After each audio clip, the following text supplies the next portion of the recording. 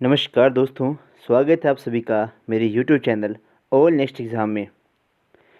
आज हम नई सीरीज़ स्टार्ट कर रहे हैं, वर्दी मेरा जुनून। इसमें हम हिमाचल प्रदेश फॉरेस्ट गार्ड से लेकर जो हिमाचल प्रदेश पुलिस के लिए जो आने वाली भर्ती है, उसके लिए मैं अब साइंस का पोर्शन आपको करवाने जा रहा हूँ। साइंस का पोर्शन जैसा कि आपको पता है, जो हमारा एचपी फॉरेस्ट का एग्ज़ाम है, उसमें तो 50-60 नंबर का आता है और एचपी पुलिस में भी इसका काफ़ी ज़्यादा वेटेज रहता है। ठीक है, तो ये दोनों के लिए कंबाइंड सीरीज़ होगी। अच्छे से देखें, नोट करें, अपने दोस्तों के साथ इसको ज़रूर शेयर करें। ठीक है, पहले हम बायोलॉजी का पोर्शन करेंगे, क्योंकि हमें आपको पता है कि साइंस जो वो 3 पार्ट्स में डिवाइड होती है। कौन सा? Bio, chemistry and physics. Bio सबसे मोस्ट इंपॉर्टेंट होती है इसमें। ठीक है, बायो के क्वेश्चन जो है वो काफ़ी अच्छे, मतलब अच्छे लेवल के पूछे जाते हैं। हमारे पूरे बॉडी के बारे में क्वेश्चन पूछे जाते हैं और हमें अपनी बॉडी के बारे में पता नहीं होता है। तो चलिए आज हम आज यहीं से स्टार्ट करेंगे। चलिए, आज का हमारा पहला प्रश्न है कि शरीर की सबसे बड़ी ग्रंथि कौन सी है? मैं हिंदी में लिखा है, इंग्लिश में ट्रांसलेट करूँगा कि largest gland in our body कौन सा है, हमारी सबसे बड़ी ग्रंथि कौन सी है। तो मैं यहाँ पे शो आंसर पे क्लिक करूँगा तो आपको आंसर शो हो जाएगा। ठीक है, तो जैसे आ गया हमारा कि लाल ग्रंथि थायराइड, यकृत, यकृत तो लीवर, और इसका सही आंसर भी हमारा लीवर ही होगा, यकृत। अगला प्रश्न, मनुष्य में माना जनन अंगों से किस हार्मोन का स्त्राव होता है? ये होता है कि at the time of parturition, ठीक है, जब बेबी को बाहर एक्सपेल करना होता है तो हमारी बॉडी में, फीमेल्स की बॉडी में क्या होता है, एक हार्मोन सिक्रीट होता है। उस हार्मोन का क्या नाम है? उस हार्मोन का नाम है रिलैक्सिन हार्मोन। ठीक है, उसकी फंक्शन क्या है वो ज़्यादा जो बायोलॉजी वाले स्टूडेंट होंगे उनको अच्छे से इनके पता होंगे। अगला है हमारा कि मनुष्य में ऐच्छिक गतियों का नियंत्रण किसके द्वारा किया जाता है? ऐच्छिक गतियाँ, गतियाँ मतलब हमारी स्पॉन्टेनियस मूवमेंट्स। तो ये कौन सा क्या करता है, कौन से बारे करता है? 4 पार्ट है, सेरिब्रम, थायरॉयड, सेरिबेलम और इनमें से कोई नहीं। मैं आपको बताऊं, जो सेरिब्रम है और सेरिबेलम है, ठीक है, मोस्ट इंपॉर्टेंट है। इसका तो सही आंसर रहेगा हमारा सेरिब्रम, जो हमारी ऐच्छिक गतिविधि को नियंत्रण करता है। लेकिन जो हमारा सेरिब्रम है, ठीक है, वो हमारा पोस्चर बनाने में हेल्प करता है। फॉर एग्जांपल, जैसे मैं अभी बोल रहा हूँ, एक जगह बैठ के बोल रहा हूँ, आप भी एक जगह खड़े होकर सुन रहे हो। ठीक है, तो आप सुन रहे हो तो अभी ऐसा थोड़ी ना कि हम फालतू में आप हिल रहे हो, इधर उधर हिल रहे हो। तो ये किसकी वजह से होता है? वो सेरिबेलम की वजह से होता है। ठीक है, वो हमारा इक्विलिब्रियम हमारी बॉडी का बनाने में हेल्प करता है। और सेरिब्रम आ गया हमारा मूवमेंट्स में, जैसे मैं बोल रहा हूँ, अपने हाथों को मैं मूवमेंट कर रहा हूँ, आपने फ़ोन पकड़ा होगा, कईयों ने हाथ में पेन, कॉपी पेन पकड़ा होगा। ठीक है, तो वो सारी कौन सी गतियाँ हमारी ऐच्छिक गतियाँ। अगला प्रश्न, शरीर का तापक्रम कहाँ नियंत्रण होता है? मोस्ट इंपॉर्टेंट प्रश्न। ठीक है, माइंड, हमारे ये ब्रेन से रिलेटेड पार्ट्स हैं। एक ऐसा पार्ट है हमारे ब्रेन का जो जैसे हम खाते हैं, जैसे हमारा आपको देख, पैरासीटामोल खाते क्यों खाते हो? जब आपका टेम्परेचर बढ़ गया होता है, तो वो जो टेम्परेचर बढ़ा होता है उसका भी कुछ कारण होता है, लेकिन उस टेम्परेचर को बढ़ाने का काम कौन करता है? तो वो करता है हमारा हाइपोथैलेमस। यही करता है बॉडी को, इसको बोलते हैं हम master of master gland. Master gland बोलते हैं पिट्यूटरी ग्लैंड को, और उससे भी मास्टर ग्लैंड होता है हमारा हाइपोथैलेमस ग्लैंड। अगला प्रश्न है हमारा, अमीबा में भोजन का अंत्यग्रहण किसके द्वारा होता है? भाई अमीबा आपको पता है सिंगल सेल ऑर्गेनली होती है अमीबा, कुछ इस तरह सा इसका, ठीक है, होता है।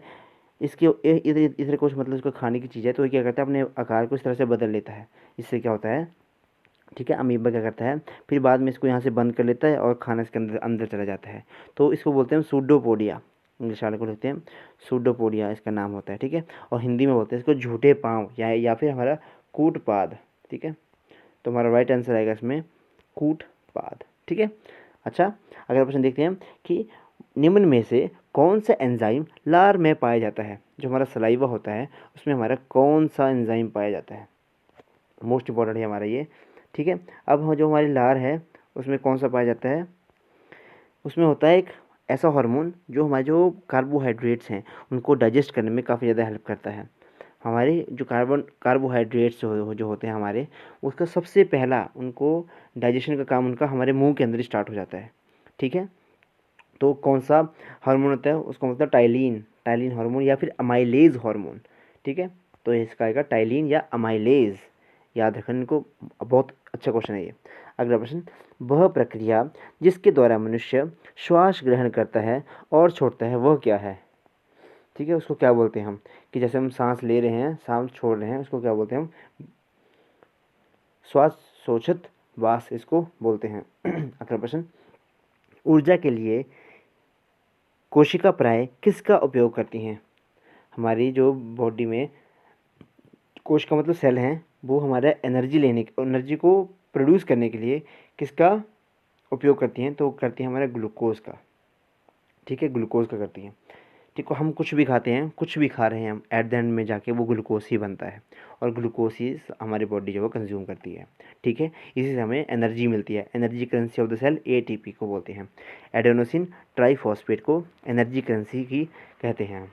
ठीक है, चलिए अगला देखते हैं। अगला क्वेश्चन कि किस अभिक्रिया द्वारा पौधों में ऑक्सीजन बाहरी वातावरण से कोशिकाओं में पहुंचता है? काफ़ी अच्छा क्वेश्चन है ये कि कौन सी अभिक्रिया करते हैं पौधे जिसके द्वारा जो बाहर एटमॉस्फेयर में जो हमारी ऑक्सीजन होती है वो कोशिकाओं के अंदर पहुंचती है, तो उसको क्या बोलते हैं हम? विसरण की प्रक्रिया। ठीक है, कौन सा? रेस्पायरेशन की प्रक्रिया। ठीक है, रेस्पायरेशन आपको पता है। प्रकाश संश्लेषण तो हमारे फोटोसिंथेसिस, इसकी रिएक्शन ऐसी होती है जैसे CO2 लेते हैं हम। CO2 जब पौधे CO2 दिन में CO2 लेते हैं, उसके बाद क्या करते हैं वो पानी लेते हैं, फिर क्लोरोफिल में जाके जब सनलाइट बनती है तो क्या बनता है? C6H12O6। ठीक है, प्लस यहाँ से वो क्या करते हैं? ऑक्सीजन भी छोड़ते हैं हमारे पौधे। यह है उनकी अभिक्रिया, इसको बोलते हैं प्रकाश संश्लेषण यानी कि फोटोसिंथेसिस की अभिक्रिया। चलिए अगले प्रश्न देखते हैं कि शोषण की अभिक्रिया में खाद्य पदार्थों को परिणति क्या होती है? अब क्या होती है? खाद्य पदार्थों की शोषण के बाद विघटन होता है, यानी कि रेस्पायरेशन ही होती है, जो मैंने आपको पहले भी बताया। विघटन मतलब टूट जाती है, रेस्पायर करना मतलब टूटना। ठीक है, हम ऑक्सीजन लेते हैं, मतलब ऑक्सीजन ऐसी चीज़ है उसके द्वारा जितनी भी जलने वाली चीज़ होती है वो ऑक्सीजन की मदद से होती है। आपके चूल्हे में आग भी जलती है तो वो ऑक्सीजन की मदद से चलती है। जैसे हमारी बॉडी में जब तक हमारी बॉडी में ऑक्सीजन नहीं जाएगा तो वो टूटेगा नहीं। ठीक है, उसकी ऑक्सीडेशन नहीं होगी। ठीक है, उसकी वजह से हमारा जितने हम कुछ भी खा रहे हैं उसको तोड़ने का काम करती है हमारी ये ऑक्सीजन ही करती है। ठीक है, अगला प्रश्न है हमारा, खाद्य पदार्थों का पौधों में स्थानांतरण का एक मुख्य रूप कौन सा है? जो खाद्य पदार्थों में पौधों में स्थानांतरण का मुख्य रूप क्या है? तो वो कौन सा है हमारा? सुक्रोज। ठीक है, काफ़ी अच्छा क्वेश्चन था। सुक्रोज ये भी शुगर का टाइप है, कार्बोहाइड्रेट है ये भी शुगर। ठीक है, जो हमारे ग्लूकोज हो गया, स्टार्च हो गया, सुक्रोज हो गया। ठीक है, ये हमारी सारी शुगर्स आती हैं। अगला है, ये तो आपको पता होगा, एक स्वस्थ मनुष्य का रक्तचाप ब्लड प्रेशर कितना होता है? ये आपको पता है 120/80 mm/Hg। कई बार आपको ऐसे क्वेश्चन आएगा, इन्होंने तो सीधा लिख दिया है लेकिन इसकी यूनिट्स लिखेंगे mm/Hg। Hg होता है हमारा पारा, ऐसे लिखे होंगे। क्या वो क्वेश्चन ऐसे आके कि बताइए इसके यूनिट्स क्या होते हैं, तो आपको ऐसा पता होना चाहिए। ठीक है, नेक्स्ट देखते हैं हमारा। चलिए ये तो हो गया हमारा। चलिए अगला है कि मनुष्य के मस्तिष्क की भारी झिल्ली को क्या कहते हैं?